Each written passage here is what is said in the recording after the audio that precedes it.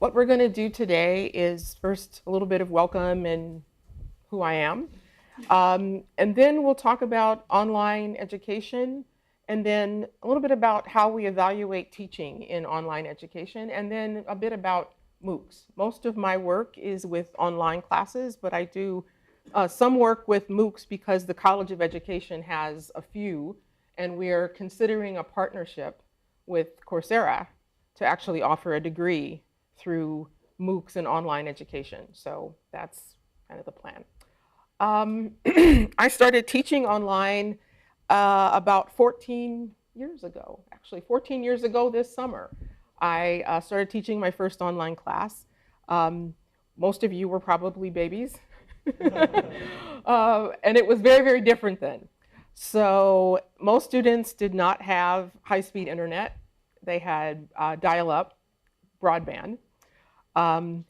And most of the students, this was their very first time ever taking an online class at all. So a few people had maybe used, what did we have then? MySpace, maybe? Some other ways for social media, not much. I'm trying to remember, could people even text then? I don't know. They could email. But a lot of the first students I had then had no idea what they were getting themselves into. So they signed up to take a class because it was convenient. They lived all over and they wanted to take a class and they didn't want to have to come to campus, or they were traveling, or they had young children at home or something, so they signed up for the class. I found out right away that immediately some of the students weren't that familiar with using a computer. That was one of the first things that surprised me about online learning. Is I thought anyone that would sign up for an online class would love computers, would know all about them, how to use them, be very comfortable with them. I was very wrong. So a couple of other things I found out were that students would come sign up for the class, and I'm looking to see who's in there. You're probably, when you have your professors in online classes, they check to see, are you in the class? Are you there? Do you have any problems? Well, I'd contact these students and 2 weeks would go by. And I think, well, where are they? The student would finally email me back and say, oh, well, I thought if the class was 10 weeks, just any time in that 10 weeks, I can just come in and start the class whenever I want to, and then just turn down all the assignments at the end. And I said, oh, no, that wasn't the way I thought about it at all. They hadn't looked at the syllabus. They didn't know what assignments were due. They didn't know, they said there's deadlines. I said, yeah, work has to be turned in at certain times. So that shocked them because they thought the convenience was anytime I just get around to it. So they were very surprised. They were also kind of surprised to hear from me because I think they thought that I would put all of the course materials in the LMS and then I would just disappear. So they weren't expecting me to actually email them and give them feedback. And so that was another issue. Because of their not really understanding much about how to use a computer, they had to learn how to save a document in Word or whatever they were using and save it where they could find it and then upload it into the class. And you think, well, my baby brother could do that, right? Well, this was a long time ago. And so for some people, they might save a document, but they were saving it to their, then it would have been a floppy drive, maybe a flash drive, maybe the hard drive. They didn't know where it was. So they would write me, Professor, I did my paper, but I can't find it. And I'm thinking, what do you mean you can't find it? I mean, did it fall on the ground or what? And they said that I saved it somewhere, but I can't find it. So having to educate them on where to keep the documents tracked. Also, if a student had maybe 2 online classes, they'd upload the paper from one into the other class. So I had a class in learning theory for educational psychology, and maybe the student's taking another class in, I don't know, math education. Well, I'd get the paper for math education, and I'm assuming the other professor got that paper. So it was because they had named the file right, or they named every file Denice. And so every file that just popped up, they brought it in. So there was a lot of education that had to happen for helping students learn how to use the hardware, learn how to use the software, learn how to communicate with the instructor, learn how to communicate with their peers. So there was quite a bit of education that had to happen for both of us, because at that time there were only 2 professors in my department that taught online, and no one else did, so there weren't many people you could go to ask for help. So I wanted to give you a little bit of an overview. In US colleges and universities, we've got about 5.8, almost 6 million students taking a class. So about 3 million took all their classes online. They're enrolled in an online degree program. And then the rest took some of their classes online. And many of our undergraduate classes here, students will take 1 or 2 classes online. They may take 4 classes on campus, 1 or 2 online. They may go home for the summer or go somewhere for the summer. They do an internship or they work, but they take an online class from here. A student may be enrolled here and they take an online class at another university somewhere else. At a community college, they can be enrolled in multiple places. For some students, they say they enjoy that because, one, the class they really want at the time they want isn't available here, or the class is full. You ever wanted a class and you couldn't get in? That happens sometimes here. So a class is capped at, how many chairs are in here? Maybe, I don't know, 30, 40? Well, that's it. When you get 40 chairs, no one else can take the class. And you think, but I really want that class and I really want it at 9 o'clock. So you take it online. It's becoming more and more common, unlike 14 years ago when people were still thinking, I don't know about this online thing. I'm not so sure. Now it's very, very common. One of the concerns that people had back then is that, how do I know that you're doing the class? You could be anybody. You could sign up and take the class, and then you could have your neighbor take the class, do all the assignments, post everything. And that was a concern. It was an issue, and it still comes up. So one of the things that they do with the students that are in these classes is several different approaches. They may do proctoring of exams. So you take all of your reading and your writing, maybe you do discussion posts and all these other things. But then when it's time to take the exam, you come to campus or you come to a testing site.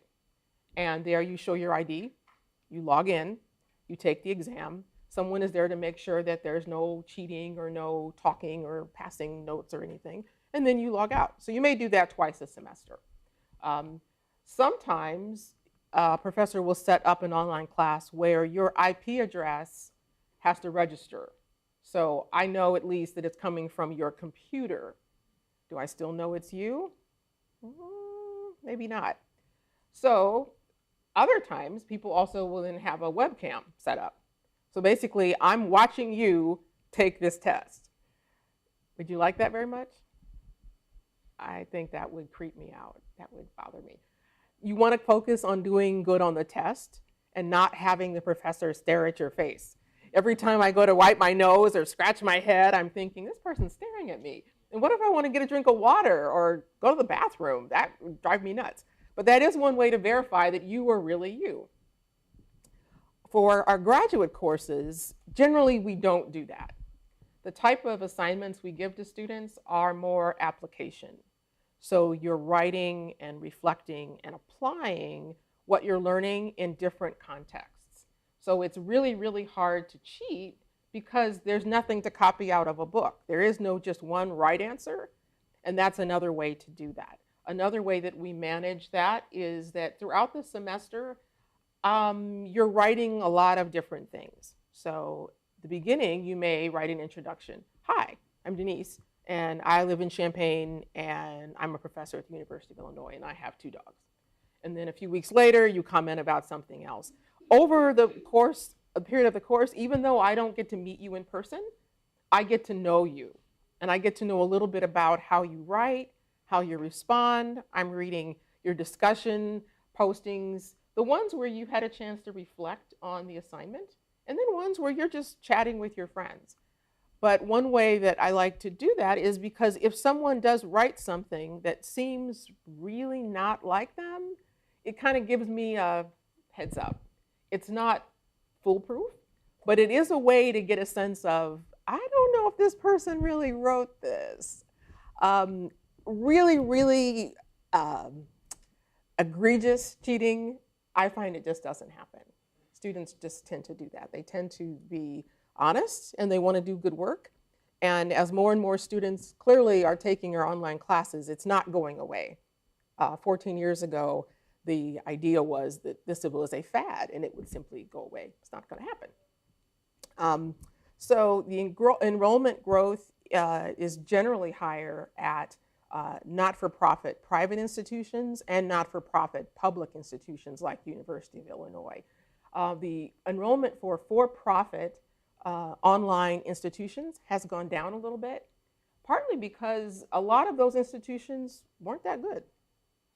Students would enroll in classes and maybe not finish the class. They would borrow money because they had to pay their tuition and fees, but then they didn't graduate and they didn't get a job. And so there was a lot of concern that these students were not doing well, they weren't having a good experience, and maybe they were being taken advantage of. And so many of those institutions have closed. I can't say that I'm sorry, because I don't think that the instruction was done very well. And it kind of gave everybody a bad name, that people thought that it wasn't real learning and it wasn't real education, and that's not what we were going for. So, a few things about the technology requirements when people take an online class. Generally, a tablet, laptop, desktop. You can also do a lot of these things from a smartphone, but it's a little bit harder. Although I'll manage that a little bit because I've had students in my classes. Where is my smartphone? I tend to put everything on a tablet or, well, what did I do with it? And they're able to sit in class, pull up their smartphone, and I'll say something about there's a document in the LMS, and they'll pull it up and they're reading it on here. Now, you know, when you're young like you guys, this is probably perfectly fine. I'm going, what? I'm making it bigger, I'm turning it, I can't do that. But they do it just fine. But we don't recommend it, partly because a lot of the things that we do, like video or chat, it's just hard to do in a little tiny screen. The other thing is that having all of the updates on your device. So what we like to have students do is before the class starts is to run a check to make sure they can actually run everything they need for the class. Otherwise, class is starting at 10 o'clock, and at 5 minutes before, they go in and they realize, oh, I have to update my Java. Oh, my Chrome or my Firefox isn't up to date. Oh, I need to do all these things, and it just takes time. Having a headset and a mic is a good idea, because here we do classes with a synchronous session where we actually all talk to each other. So that's very, very helpful to have. Not essential, but if you're sitting at a coffee shop and everyone can hear your classmates and you're talking, that's probably not a good idea. And then occasionally we do use a webcam. Most people have a webcam on a laptop, but sometimes it's broken or something, and we don't use the webcam all the time, but it is a nice feature to have. We like students to know this going in so that they don't think, oh, I have a smartphone, so I can do my whole class from there. Have you ever tried to type a paper on your phone? Hard, really small. So we don't recommend that. We also like to have people find out about their internet connection, their reliable internet connection. Depending on where you live, you may have internet perfect all the time, or it may go out a lot. And if it's going in and out, that's very frustrating. It's very, very hard to stay up with your class. Or you're working on a project, you're doing some research, and you lose the internet. You have to start over. So the other thing is we have students that may take their online class. One day they're at their office a lot of our graduate students work full-time. So they may be at work, then they may do it from their laptop. They may go visit a relative and they're using that person's desktop. So they're all over the place. And so their course may run fine on one device and it may not work fine on another. And so we ask them that just keep that in mind, that because you're using different machines in different places, maybe they have a computer lab on campus, they come in and sit down and check their class there, it may not be configured. So that's an important part to think about, is the technology requirements. Any questions about that? Okay. The next thing I'll mention about is the learning management system.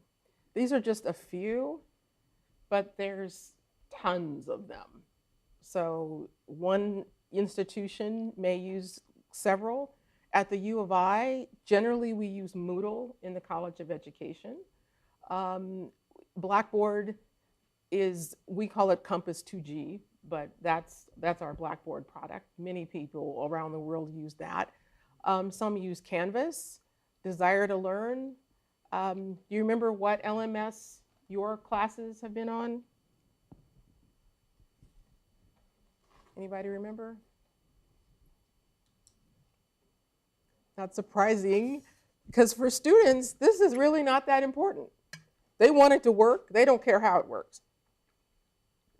So when we ask people about the learning management system, generally this is the one phase that they are the least knowledge about, but it's super important because for the people teaching the class and administering the class, this is how we manage everything. And we also need to make sure that everything is compatible, it's very user-friendly, it's accessible, it's easy to work with. So this is where we put all of your stuff. When you log in, this is where you go to, the LMS. So generally, I'll put the syllabus in there, contact information. So if I need to email or call my professor, how do I find them? This is where I put that information. All of your assignments. What do I have to do? What do I have to read? What do I have to turn in? All the deadlines, everything goes in there. And all of the materials go back through the LMS. So you're not handing me any paper. You're not emailing me separately all these papers. Imagine if I had 40 students in a class and everyone's emailing me a paper. Nothing can go wrong with that, right? I get email in my inbox that is lots and lots of email. An email may get lost, which isn't good. Well, I sent it at 9 o'clock. I can't find it. Maybe it's in my spam folder. Maybe it's in the trash.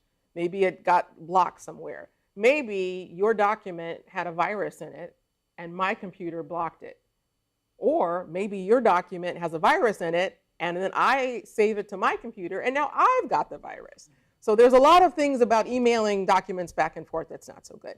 We could use Google Drive or some other cloud computing application, but we need something that is secure. Only people in the class can get to it. So people out in the world cannot get to your papers and see the comments and back and forth. Quizzes and exams, I can put those right in the LMS. They can be anytime in the next week, go in and do this quiz, or it can be timed, where I can set the quiz where you have 10 minutes to do this quiz. Some of them are self-scoring, and some of them I would have to grade or score. All of the course resources, so if I have websites, other links, any other materials that I want students to have, I put them here. Sometimes in classes, face-to-face classes, if I want you to have something, I have to make copies, bring it to class, hand it out, students read it, stick it in their backpack, and probably forget about it forever. But this way, I don't have to print anything, you don't have to carry anything around, and you can go back and look at it 10 times if you want to. Discussion forums. Anyone done those in class? The professor posts a question or something to get you talking, and then the students have a conversation? Yep. Those are helpful for several reasons. One, it helps people feel like they're connected. So even though there's 15 other people out there, I've never met them, but I'm talking to them all the time. Students learn well from each other. Learning is a very social activity, And so when you talk to other people, they know things you don't know. You know things they don't know. And by talking about it, you learn a lot of different ideas. And so that's an advantage of talking to students, particularly students who are in a class. For many of our online classes, there's students in there that live all over the country and all over the world. So someone can say, this is how I would look at this theory where I live. And someone else can say, well, that makes sense there, but where I live, this is how we would look at it. And it's like, I never thought of that. It didn't occur to me. So that can be very, very helpful. Discussions also give students a chance to ask questions, get clarification, communicate with their professor. It's also an assessment tool. It's a way that professors can evaluate students. So even if you're not being graded, I can tell, one, that you did it. You had an assignment to do a discussion and you actually logged in and did it. So that's the first assessment. The second one is I can read what it is that you've posted and get a sense of what do you understand. So if you post something and it's really not clear, I can jump in and say, I'm not so sure about this. Can you tell me more? Or you may not be totally clear on this concept. Why don't you take a look at page 15 in the book and then let me know if you have any questions. It's a way to do that. And plus, if a student is really, really off the mark, just very confused, I can email them privately and set up a time to talk. Maybe they just are completely confused. So it's a great assessment tool that I like, and it's informal and it's low stress. If you say test, students go, oh, I don't want to do it. But if you say discussion, they're like, oh, no problem. I'll do that. No problem. The grade book, that's really helpful. You can always see your grades, your points, your scores, everything all the time. You don't have to keep emailing your professor to say, how did I do? How am I doing? It can calculate percentages, it can calculate weights, however the professor wants to set it up. But that way the student has no question about how they're doing. This can be a really good thing.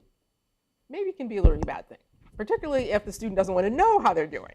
Sometimes they don't want to know.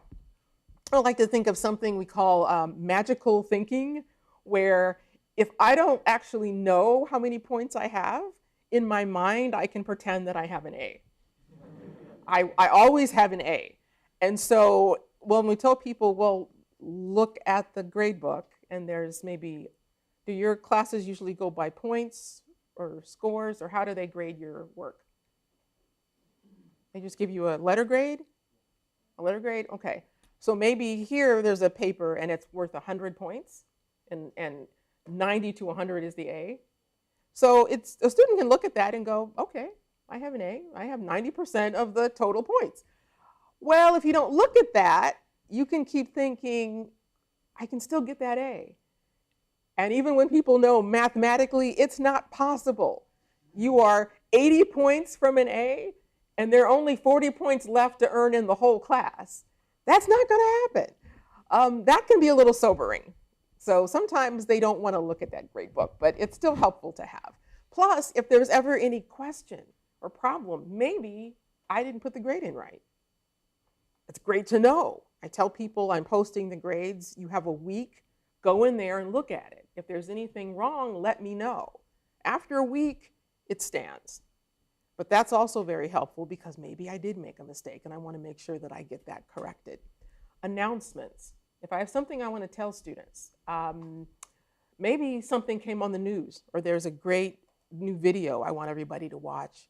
It just happened. I can send an announcement. I don't have to email 40 people or come up with a distribution list to say, everybody do this. So I put an announcement in there. Maybe it's bad weather. I use this LMS even for my classes that meet face-to-face. So this is still, even though we meet every week, we still use this. In the winter here, the weather can get really bad.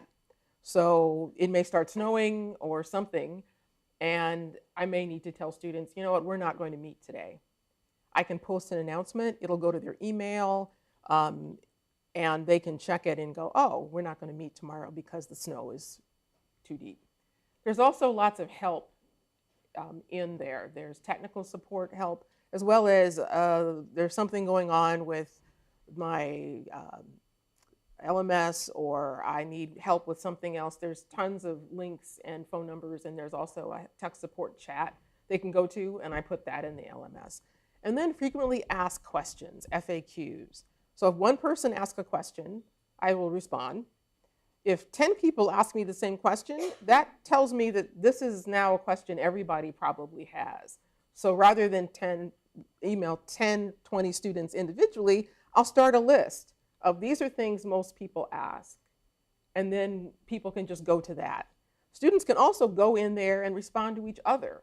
So a student may ask, has anybody read chapter 7? What's going on with this? And then they can talk to each other and be a resource. And that way I don't have to do necessarily everything on my own either. So I'm going to show you, I don't know if you've had a chance to look at the Moodle site since you've been here. This is where the College of Education puts most of our online classes. So I'll show you what this looks like. All right, this is not showing up. That's odd. Oh, I know why. Because the monitor's in presenter mode.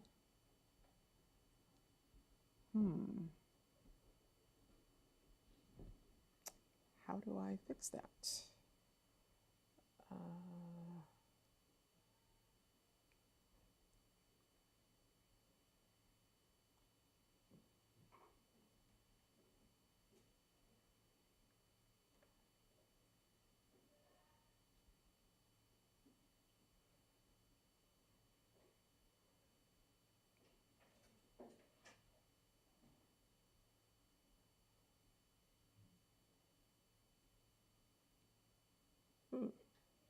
Well, I may have to tell you about it because I'm not sure how to switch this monitor so it sees my screen. It's still seeing the slide presentation.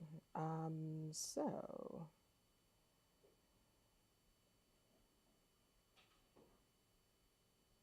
I will have to include that in the information that I send you.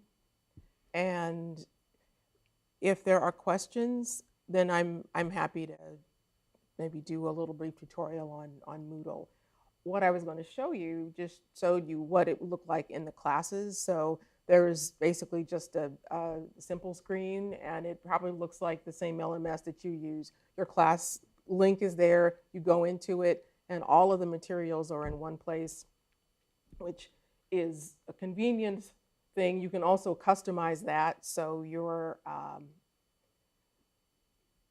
view, if you have 10 online classes, they don't all show up at once. Okay, so let me move that back. All right. Now, course structure. How do we usually set this up? Asynchronous. That may be some of the ways you've already taken your classes, which is you never meet in person. Everybody just goes in, you do your work, you turn it in by the deadlines, and the course ends when it ends. Many of the classes that students take are like this, but one of the downsides of that is that they don't ever have that connection. They're never in one place at one time with their classmates or their instructors.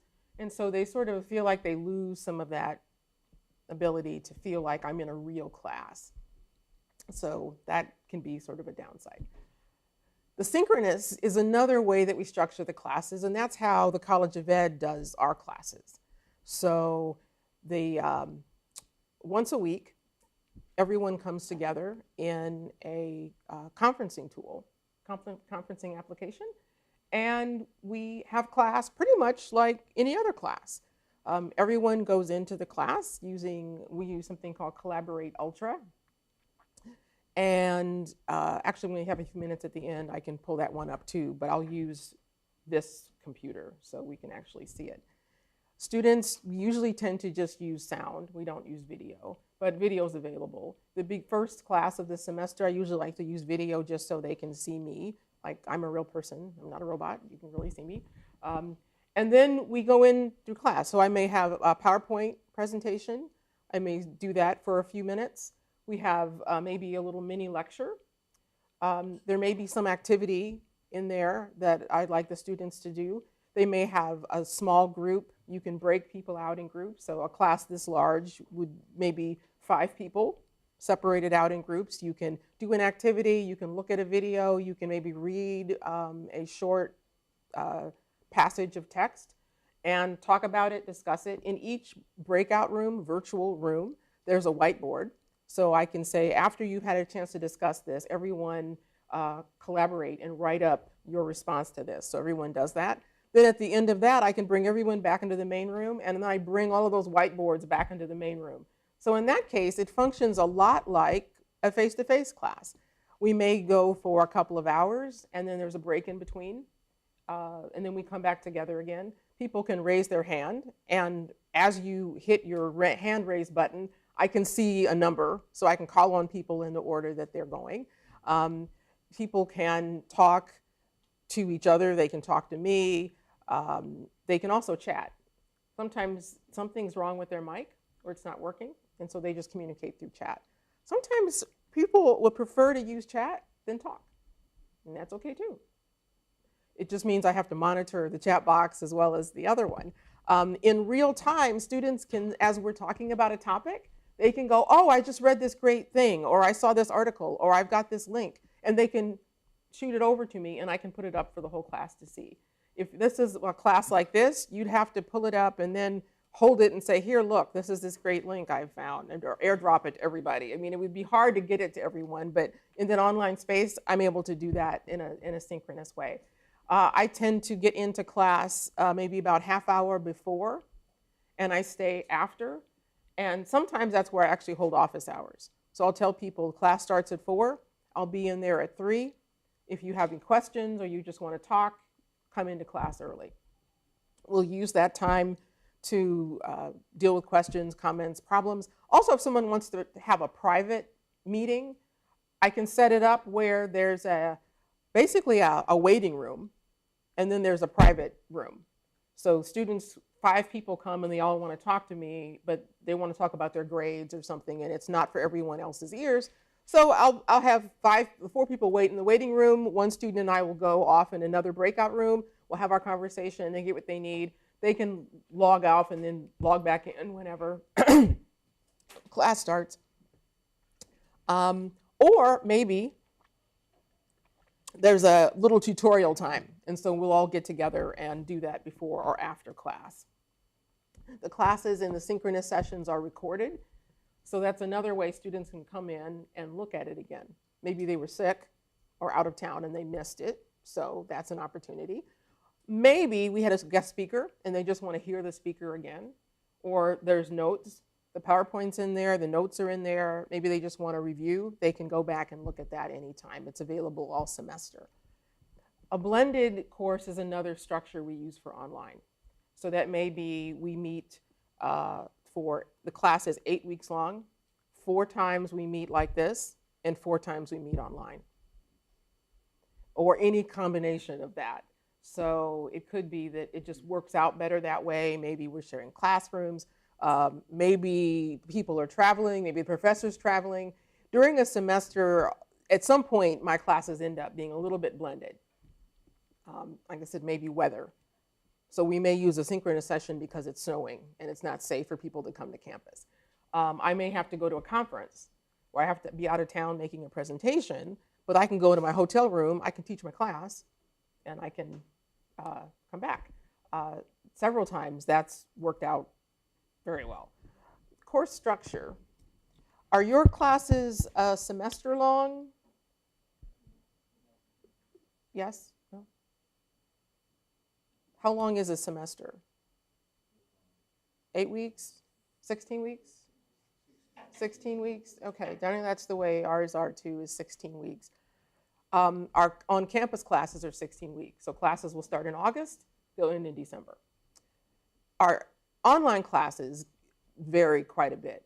In education, ours are 8 weeks long, but they can be 5 weeks. We have a winter session, so from mid-December to mid-January, when the regular semester isn't going, we have an online class that'll run 4 weeks. It's very, very intense, but it's a way for students to get that class in. The duration can vary quite a bit from 4, 8, 10, 16, however, but it depends on what it is you're trying to teach, how you want to teach it, and how you have everything set up. It can also work really, really well. For a class that would meet every day for like 5 hours, if you had to come and sit in here, I wouldn't want to do that. That doesn't sound like much fun. But a student may say, I don't mind taking an online class in that format in the summer, particularly. It takes too long. Questions about any of the things I've talked about so far? Yes?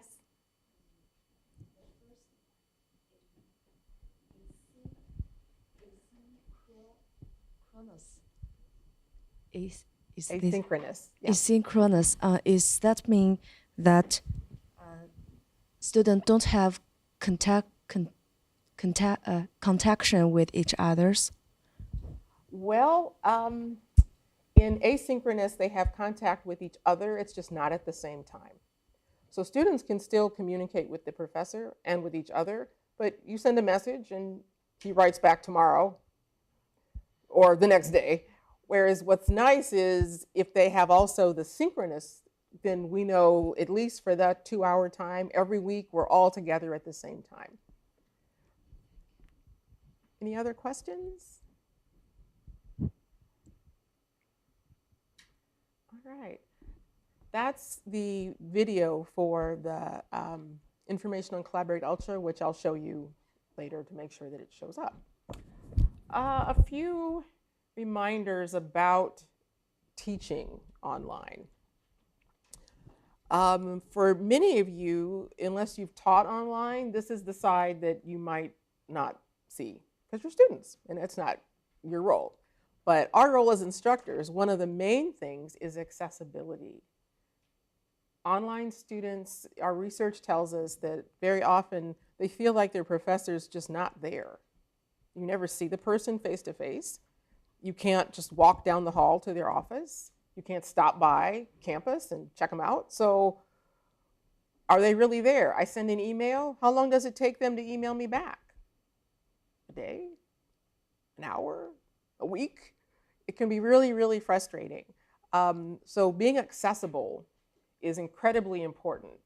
So students realize, oh, even if you come by my office, if my door is closed because I'm in a meeting, but my light's on, you still know she's there. I just can't see her right now, but we know she's there. Online, you lose that connection. So accessibility is very, very important. We like to tell people that a 24-hour response window is reasonable, not counting holidays and weekends. So if a student emails you or sends you a message within 24 hours, you should respond.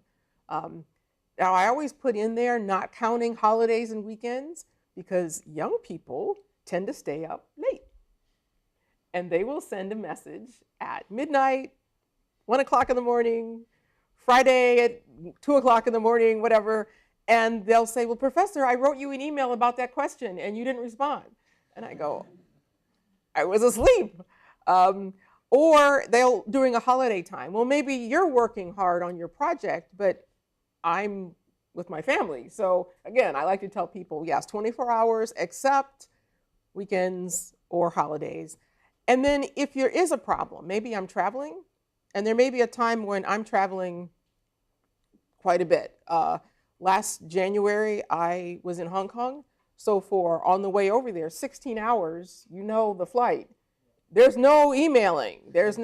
So by the time I leave here, get on the plane, fly, get off the plane, go to the hotel, check in, get to my room, log on to the internet, that's really an entire day. Plus, there's a day difference. So I put in a message in my classes so students wouldn't think, well, where is she? What's going on? Because you tell people I'm out of town, they think I'm going to Chicago. Like, no, I'm actually going far away. Or if I'm going someplace where I don't know I'm going to have internet. That just lets people know. And I ask students to do the same thing. If you're going to be gone, if you're sick, if you've got an issue, just let me know so I'm not thinking something happened to you. Make sure that you're okay. A safe learning environment. This is important and becoming more important because sometimes students don't understand or don't know what's considered appropriate etiquette. So they may say mean things to each other. They may say awful things to each other. If you've read some of the comments people post on any social media site, if there's a video, if there's a blog, and they allow for comments, some of the things people write, they're mean. And that's not acceptable in an online class. We want people to feel like this is a learning environment, but this is also a safe environment. So if we're in class together and you would say, I don't know that I understand slide 6. And someone else would raise their hand and say, that's the dumbest thing I ever heard. Slide 6 is easy. My baby sister could understand slide 6. What's wrong with you? We wouldn't let that fly. We would say, no, stop, that's not appropriate. We don't talk that way about each other. We don't talk that way to each other. This is a learning environment. We're respectful, we are civil. That's what you would do. Well, sometimes that doesn't work in online spaces. You ever heard of someone saying something online that was not nice? Never?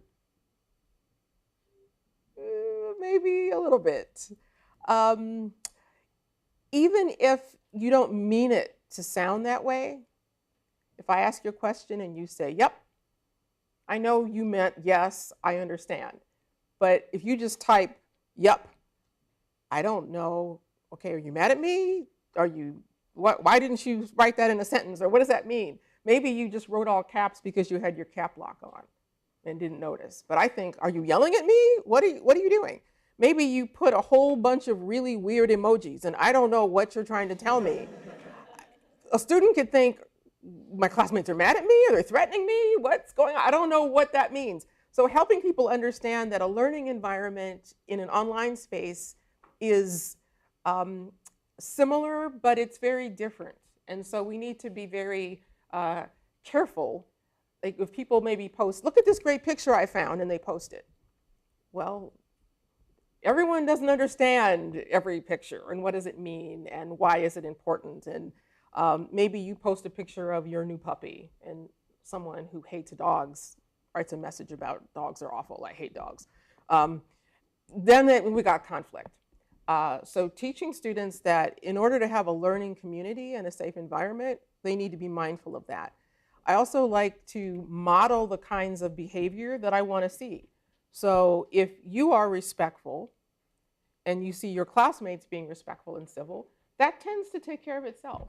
Most people are okay doing that. Every now and then, occasionally, and in that case, the professor may have to have a little conversation privately in email, but most of the time, students get it. People should not feel like every time I go into my discussion forum, there are mean comments or people, if I ask a question, people will tell me, oh, that's a dumb question, or, you know, nobody wants to talk to you.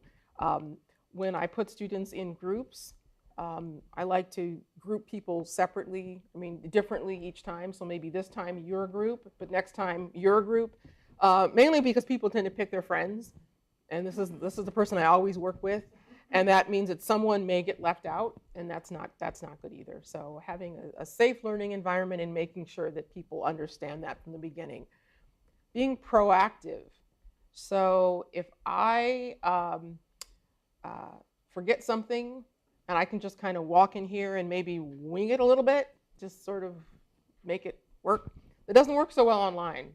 I need to be prepared way in advance and anticipate, what may be a problem, what may be coming up so that we don't get caught off guard. A lot of things that you can kind of get by with when you're standing in front of people doesn't work in an online environment. It's very, very important to anticipate and be proactive. Be present, available, and responsive. That gets back to the number one there with the accessibility. So a professor may be in that class in the LMS many, many times a day.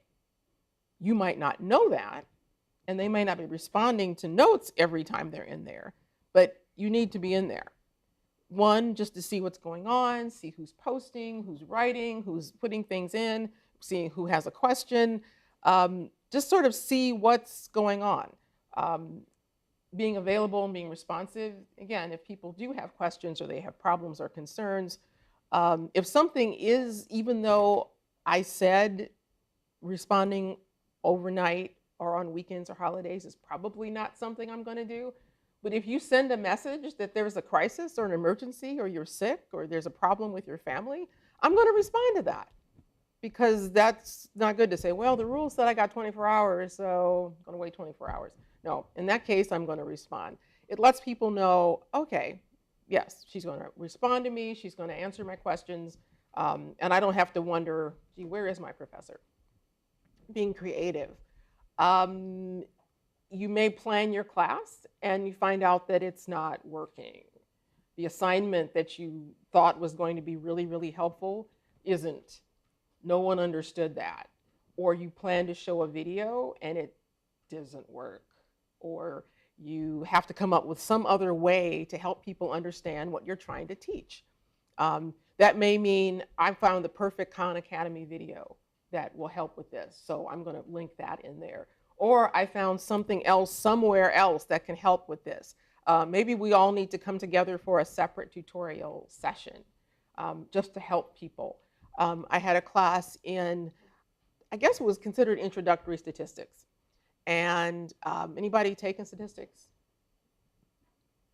Nope. Okay, well, for some students it causes them a lot of anxiety. They just don't like it. They haven't tried it yet, but they don't like it. And they think it's going to be a lot of math and it's going to be hard and they're going to hate it. And so they get really, really nervous and upset. So what we found out were people that were so anxious that it was just getting in the way. So we planned some casual, non-class sessions where we just kind of all go in there on a Saturday morning and just sort of go through problems and work equations. And that way they didn't feel like I'm in class, oh, I have to do this. But it was just a way for them to practice. So coming up with some creative ways to help people learn how to do whatever it is you're trying to teach, instead of just saying, well, I taught it. If you don't learn it, too bad. Keeping in mind that the technology is a means to an end. The technology is what we use. It's a tool to help us learn. But it shouldn't be there just for the sake of it being there. There are so many tools available. There are video tools and sound tools, and there are amazing graphics and all kinds of stuff you can put in an online class. Why is it there? It has to have some reason to be there. And if you don't keep that in mind, it can just get lost. The students may go, wow, that was cool. I didn't learn anything, but that was cool. It's kind of entertaining, but it's not necessarily teaching anything. So keeping that in mind. And the other piece with that is, if you don't know how to do it, then you should learn how to do it before. So if I put something in the class, it's a tool that I've had to learn how to use, and I should feel pretty comfortable using. So I'm not just saying, well, we're going to use, let's see, maybe VoiceThread. That was a tool that I had in classes a few years ago where students could go in and they could record a few minutes of audio, and then maybe they could use that also with a picture or a slide and describe that. So maybe in the introductions, they would put their picture and then they would record, hi, I'm Denice and I live in Champaign and I have 2 dogs. And it was very nice. But I had to make sure that it could work, that everybody could use it. So a person saying, well, I use a Mac, I use a PC, I use this, I use that, that had to make sure that worked. Also, another piece to accessibility is that it needs to be closed captioned. So if someone has any visibility or vision issues, they can read the caption. They don't necessarily have to see the text. Also, if they have hard of hearing, they can read that. Any pictures have to have the label of the picture. So if I put a picture of a flower in the class, it also needs to say flower. So if they're using a screen reader, it'll tell that person what it is. So that way, whether they have low vision, hard of hearing, any other ability or disability issues, they're able to get the course material. These are some of the things that for teaching a class, it's very, very important because the training and ongoing professional development is a huge requirement. Most people that teach, they know their content area. So let's say if you were in elementary education, secondary education, you know about teaching methods, but you maybe don't know how to do it in online space and how to keep that changing. So we go to classes and workshops and sessions constantly because something that worked last year may work very differently this year. The technology changes so fast that it's hugely important. So, questions about this sort of laundry list of what's important to keep in mind if you're going to teach a class?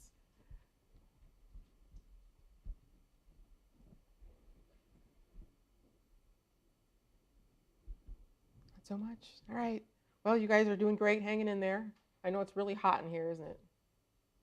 It seems really warm. No? It's warm. It's early, making people sleepy. Okay, so what is it set to?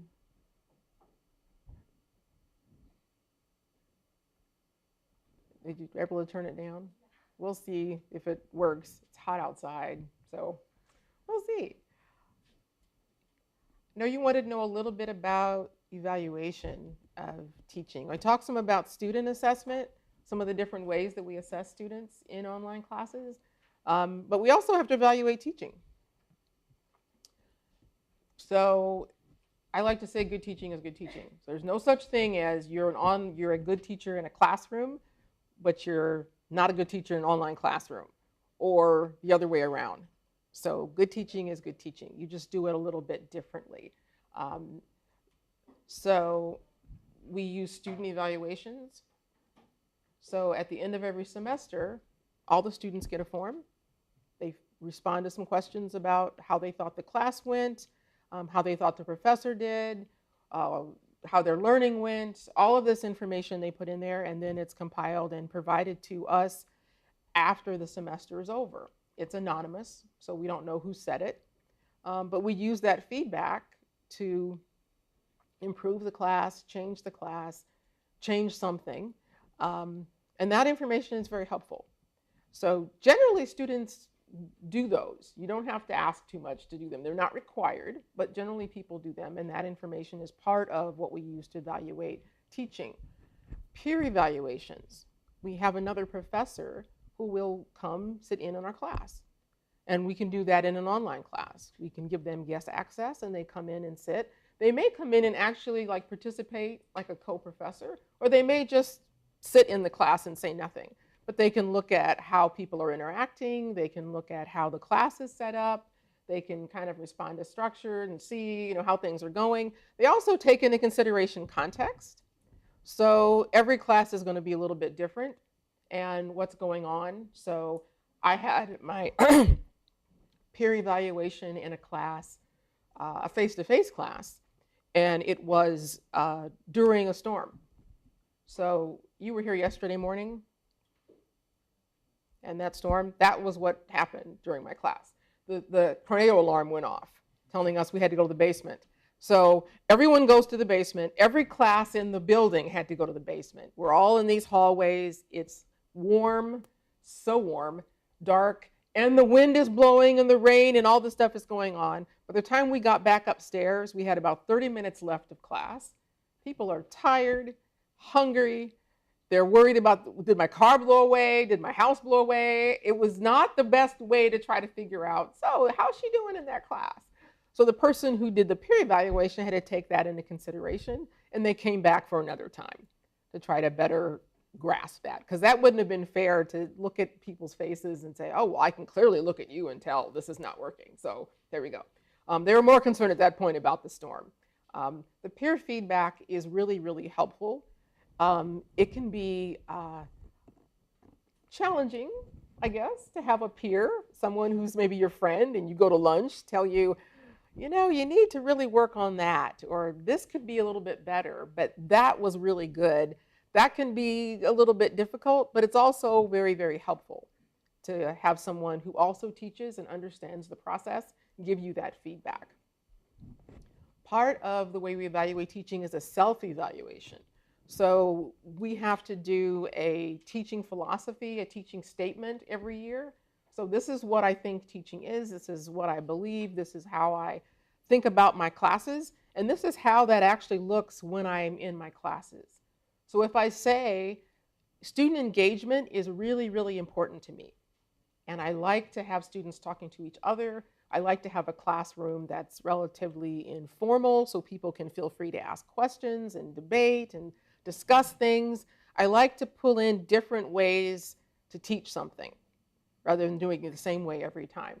So if I say that in my statement, if you were to walk past my classroom and stick your head in, or my virtual classroom and stick your head in, you should be able to see evidence of that.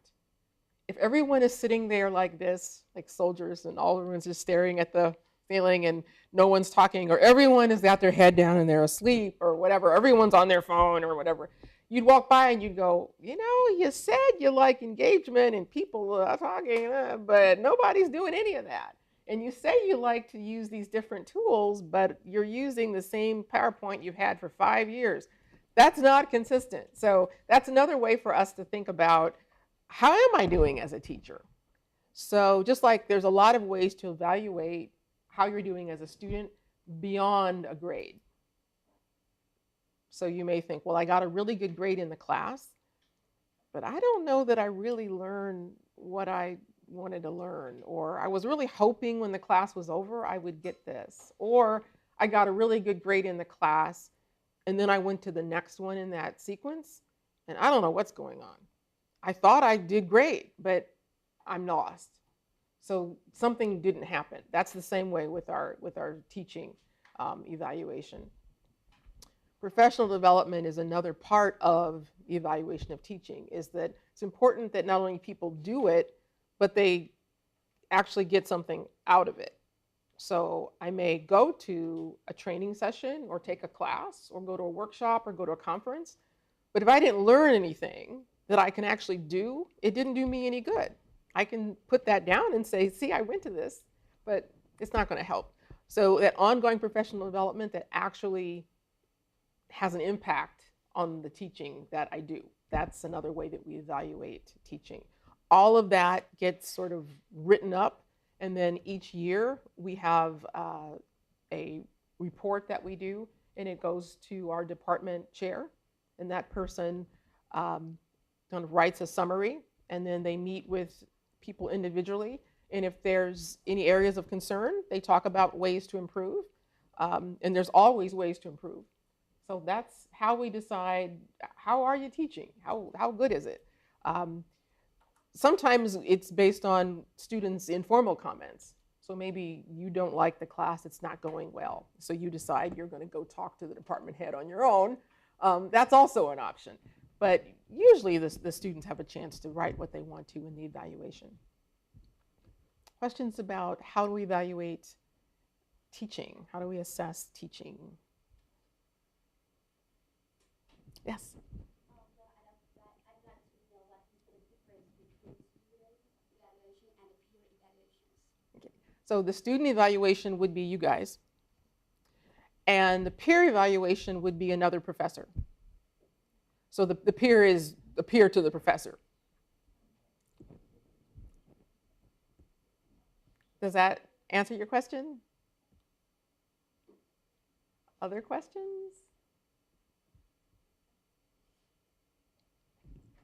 Yes.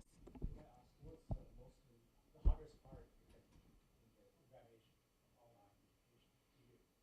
What do you find the hardest part? What's the most challenging? Let me think. What would be the hardest part? It's not perfect. I definitely can say that. Let's see, because over time, I think early on I would have said the hardest part is to really find out if students are actually learning what I want them to learn. I think over time, the field, the research, and I think me personally as a professor have gotten better at that because you're constantly evaluating. So let's say I give an assignment and everyone does really poorly on it. What does that tell me? Does that tell me no one studied? Everyone decided to do bad on purpose? My students aren't very smart? No one tried? I didn't teach it? They didn't learn it?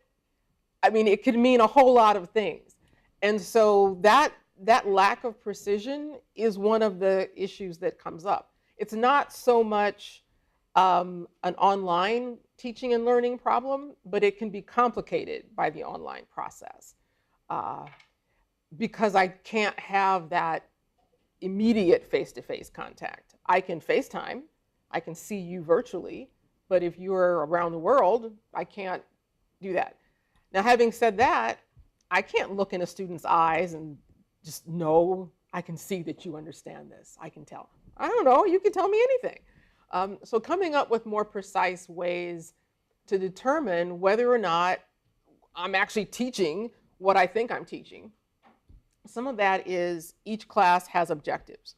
At the end of this class, students will be able to know this, do this, understand this, demonstrate this, or whatever. So that's how the class is set up. All of the things that I do in there should map back to those.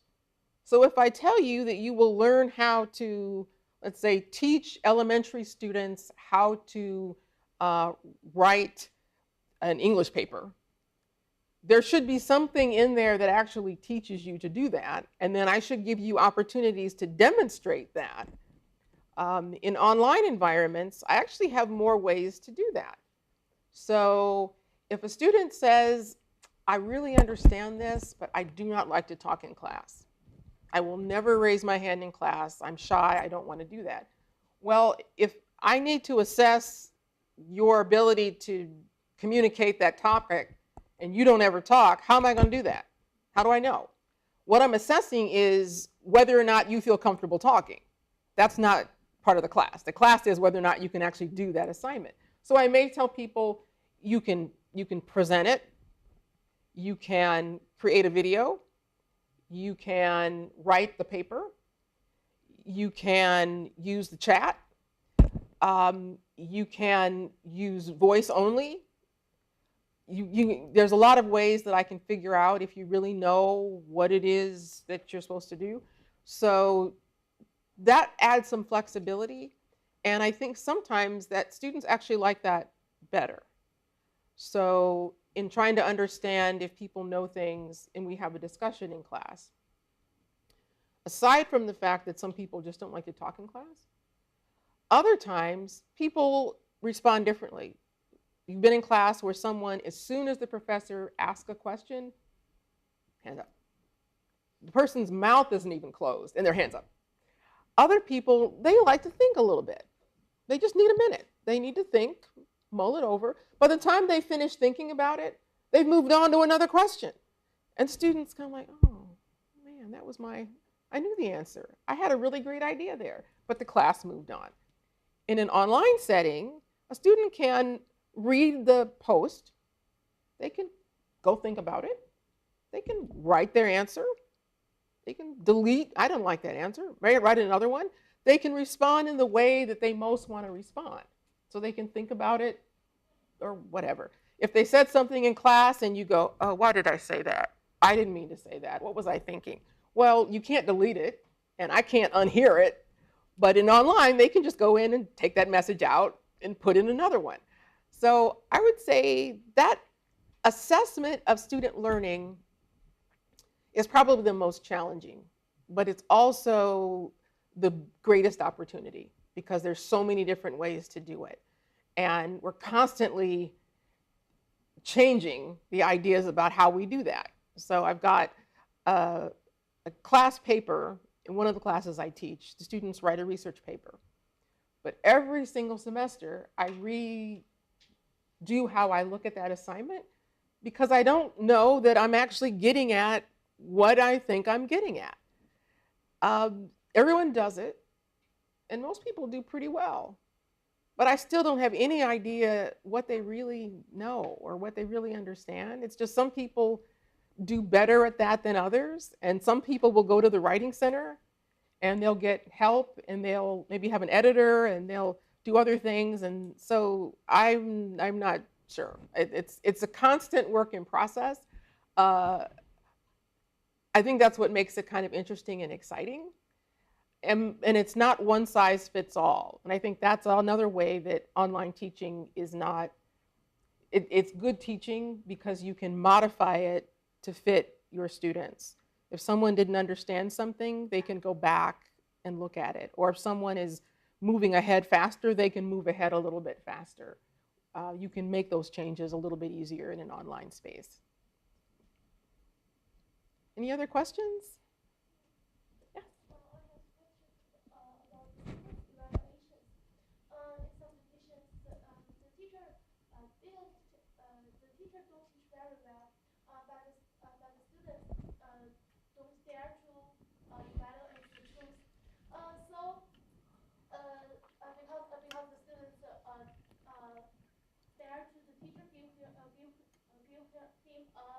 Low price or didn't pass him. Mm-hmm. So what do you think of this? Or how to solution this problem? Oh, that is a tough problem. The evaluations you're talking about, would the professor know who wrote it? The professor will maybe will know he or her to do the evaluations. So so I think this is a problem. Oh, yeah, I would agree. So if I have feedback for my teacher and that person is going to know it's me and my grade isn't in yet, I have no motivation to be really, really honest. If I say the class is wonderful and it is wonderful, the teacher may think you're just saying that because you want a good grade. If the class is terrible and I say it's terrible, what if they get back at me? They could say, well, no A for you. So, why would I do that? What you want to do is let the person know they need to improve, but you don't want any retaliation. So one way that we do that is the evaluations are anonymous. So everyone fills out the form, nobody knows who it is. Or they fill it out online, nobody knows who it is.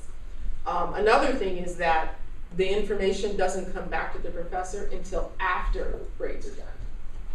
So you fill your form out in December. I don't see any of those data until January. And the comments, in some places, the comments are actually transcribed. So I can't even see your handwriting. I wouldn't be able to look at this and say, you always use the green pen, and this isn't green. I know it's you. You can't, all that's gone. All that's gone. So, and in classes that are very, very small, fewer than 5 students, they don't do that at all because it's too easy to tell. We only had 5 students, and 3 said this, and so that's one way to manage that. Another way that we manage that is with an informal evaluation of teaching. So during a class, after about 4 or 5 weeks in, I put an anonymous survey, and I'll use Survey Gizmo or SurveyMonkey or something else that's not part of the university system, just so people know it's really anonymous. And I put the link in the class and tell students, you have 5 days, just go in there and tell me how it's going. I maybe have like 5 questions, and then I just have a comment box, and they can just type in the text. So that way people can tell me it's anonymous. And I'm sure some people then are still a little bit nervous, but what it helps is that because the course eval, I don't find out about till the end of the semester. Well, your class is over, you've already finished, and I find out, oh, there was some stuff I could have done. So getting that feedback early on is really, really helpful. Is it fun to read about yourself? Not always. But if I find out in week 4 of a 16-week class, I can fix it. I can do something about it. If I find out after the class is over, I can't do anything. So that's another way, is to have an informal way. Some professors have students do like the minute paper. So at the end of every class, everyone has a Post-it note or sticky, and you write one thing that you liked, one thing you didn't like, or one thing you didn't understand, or one thing you want to improve. And then as they leave, everyone walks out of class, they just put the sticky on the wall and walk out of class. That way nobody knows who wrote it. Everybody's got the same yellow Post-it note every time. Or they put card in a box. I just put a shoe box here, everybody drops their card in. Again, it's anonymous, but it gives people a chance to say, this is what's happening with me, or I don't like this. Maybe it's something as simple as, you talk too fast, or you're just boring, or nobody likes this assignment and you keep having us do it. That's an opportunity to have a conversation. Now, does that mean I'm going to change the whole syllabus? Well, probably not. Or we don't like having exams. Well, too bad, so sad. We're probably still going to have exams. But what is it about it that's an issue? I mean, maybe it's that people want more time, or people want more opportunity to demonstrate what they know, or they're really frustrated because half the class doesn't do them, or something. But it gives people a voice. And because I work with adults, I mean, college students are all adults, so they've had opportunities to express themselves. They feel fully comfortable with that. If someone is really, really, really scared, though, I'm not sure what can happen with that, but I think if you give people a lot of ways to just say, this is what's going on. Lastly, I would say that if you give students an opportunity to talk to you because they know that you're not mean, you're not going to beat them up, that you are a fair and ethical person, and that you have their best interest in heart. So going in, you want every student to do well, and you believe every student can do well.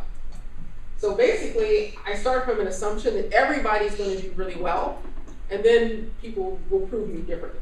But generally, everyone in here is going to learn everything they need to know from this class, or most of what they need to know from this class. And if they don't, then it's my job to help them work on that. So that way, as a student, would I come tell a professor that their lectures are really slow and boring? No. Even the nicest professor, I wouldn't do that. But I did have a professor that had some really, really, really old stuff. Like old. The notes were old and crumbly, and the slides were old, and students would tell me those were the same notes he had 10 years ago. It was awful. So what do? I like this professor. It wasn't personal. I like this guy. I go have coffee with this guy. But that was awful.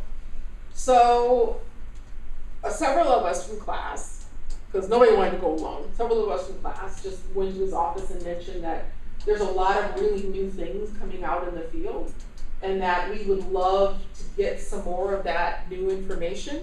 But as young scholars, we didn't really know how to vet that. We didn't know how to determine what's good research and what's not so good, and that we wanted his help with that, so that he could bring in some of that newer material and help us vet that.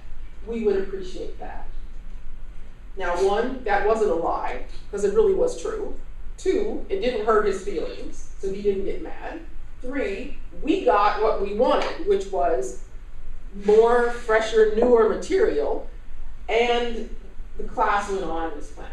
So now, maybe he knew exactly what we were doing, and he was just being very nice. I don't know. But anyway, nobody got in trouble, nobody got a bad grade, and everybody learned what they wanted to learn. So sometimes there's ways to kind of get around that. Students have left anonymous notes. But again, if you're afraid the professor is going to get mad at you, that's hard. Slide it under the door, with no name on it, that's kind of difficult. So for the most part, people want to teach well, but teaching well is hard. Actually, teaching bad is hard. Teaching is just hard. But no one planned to be bad. It's just hard. And 16 weeks is a long time. So do you feel the same way every week for 16 weeks? No. Some weeks you're happy and in a good mood, and some weeks you feel terrible and you're tired, and it changes. And so the same thing for teachers. Sometimes you're having a really, really great day, and other times not so much. And you want it to go well, but it's like, oh. So that's one strategy. I hope that I answered your question. I hope so. Yes? I'd like to know the evaluation of teaching in the quantitative evaluation or the qualitative evaluation. Is there any evaluation preparing? I heard quantity and quality Yeah. evaluation. What was the last part? Is there any evaluation criteria? The criteria? Yeah. There are some kind of standard categories. So it may be preparation. It may be the course, what you taught actually reflected what you're supposed to be teaching. So you didn't go off topic. You know. Was the class organized? Was the class on time? Did you respond to students in a timely way? There may be those criteria are kind of standard. And then others will vary depending on the topic. The quality is, it's a little hard to say because if it's just fill in the number, you know, from 1 to 5, circle the number, that's not a lot there. But there usually is a place where students can write comments. And then that can give you a little bit more detail. I tend to like to think, though, you've got that feedback and those criteria, but then you've also got others, which is maybe you hold office hours and no one ever comes to office hours. So that's a data point. Why don't they come to office hours? Is it because your office is too far away? Is your office up 10 flights of stairs? Do people think you're mean? I mean, what is it about, why is no one coming? Is it because everyone understands everything all the time and it's perfect? Those are some of the other things you can use as sort of secondary indicators. Who do people go to ask? Students talk to each other and they will tell you, if you have a question with this, go see Professor so-and-so. That person will help you. And they'll also tell you, if you have a problem with this, never go see Professor so-and-so. That person's terrible. So those are other indicators that people can kind of learn. It's like, why doesn't anybody ever respond to me when I send an email? Or if I tell people, I don't know if you students ever get a chance to like socialize with your professor. Maybe you have a picnic or something and some out class activity. No, not so much. Sometimes we will have a departmental activity like that. And some people, once they see their professor outside of class, they realize this person's not so bad. Hey, I've run into students at the store. I'm shopping for groceries, and I thought she was gonna faint. She just stared at me, and I'm pushing my cart. She said, "Professor, hello." And then she said, "What are you doing here?" I thought, "I'm in a grocery store with a cart full of groceries. What are you doing here?" "I'm buying groceries." It was just this completely, I didn't realize that you bought groceries and ate food or something. I don't know, but things like that, even though they're kind of amusing, it's also a way to help people realize, I can talk to this person. I can ask them a question or find out if they can help me or what have you. So, does that answer your question? Okay. Yes? Excuse me. How teachers evaluate their students? In China, students will evaluate students by combining their usual performance and the final examination. So I was wondering, in the American? A lot of the same way. So students will have exams, and that may be an end of class exam and a quiz. Maybe there's a paper, a presentation. So there are all of these different things, and then all of those are combined together, and then that's how they determine the student's evaluation. We also consider things like attendance.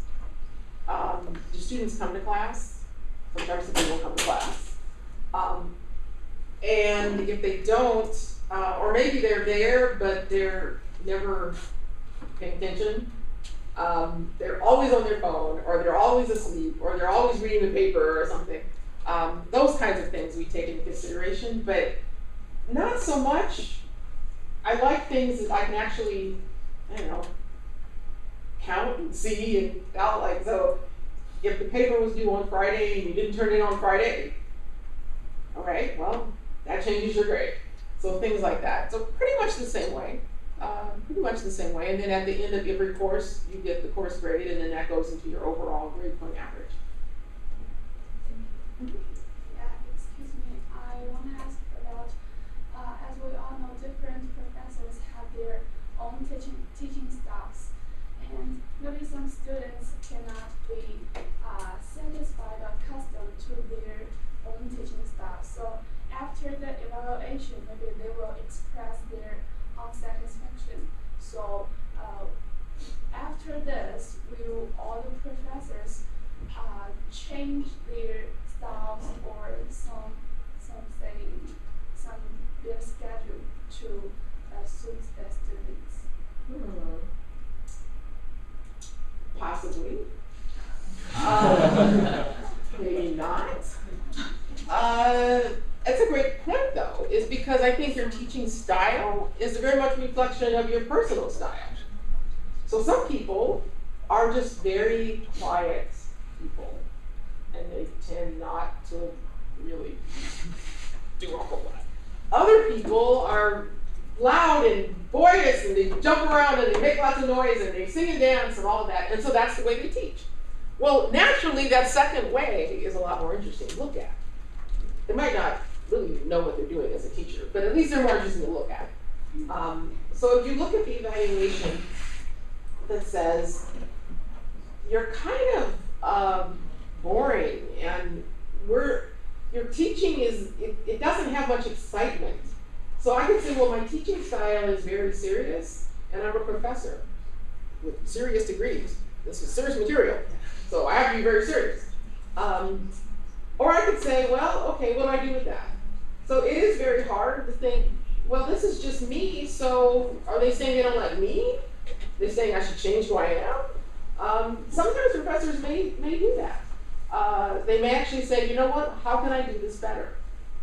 But if your personal style, though, is to be more quiet and shy, you probably aren't going to say, well, my students want me to do different, so I'm going to be different. Because then you're not you.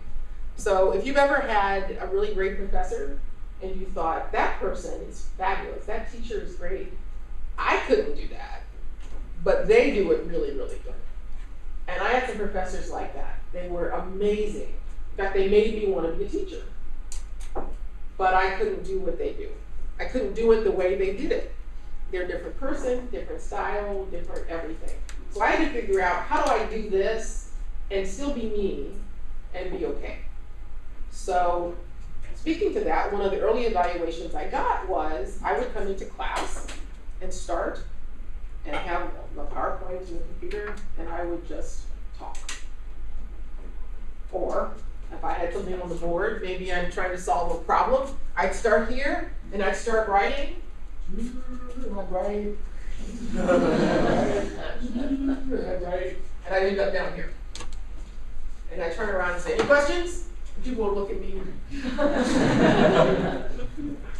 No, I don't have any questions. Nobody knew what the heck I was talking about, but it was not a very inviting style. It wasn't a way that people felt very comfortable asking any questions. I turned around because I was so nervous and so uncomfortable talking to a room full of people that I couldn't bear to talk to. I mean, I really turned around so they couldn't see me. If I could have taught behind a curtain, I would have, because it was just awful. Getting up in front of people and talking is not a natural thing for me.